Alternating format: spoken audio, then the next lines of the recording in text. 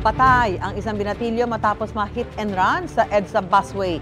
May unang balita live si James Agustin. James.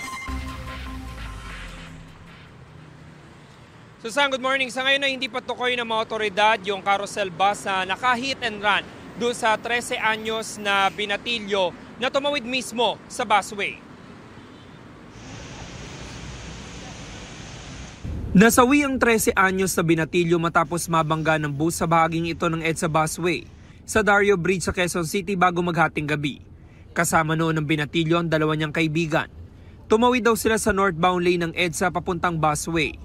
Kuha po sana kami ng kahoy panggatong.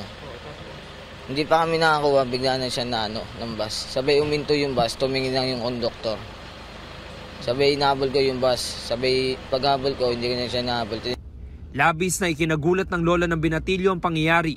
Umaga pa sir, wala na siya sa bahay. Kasi nagtitinda kasi ako sir na mga kakanin sa Muñoz. Tapos?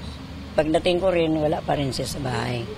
Ang ikinasasama raw ng loob niya, tumakas pang nakabanggang bus driver. May mga anak din naman sila, may mga apo naman po sila. Ba't ganun tinakbuhan pa nila? Ba't di naman nila po sir? Kahit naman lang dinampot lang naman nila yung bata. Sana lumitaw naman po siya.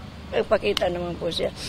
Iniimbestigahan na ng QCPD Traffic Sector 6 ang insidente.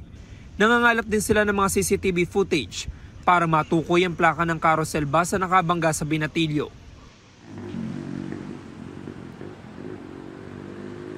Samantala, Susan, may pag-coordinate daw ang QCPD Traffic Sector 6 sa MMDA Metro Base para malaman kung may mga CCTV cameras dito sa lugar na posibleng nakahagip doon sa mismong aksidente.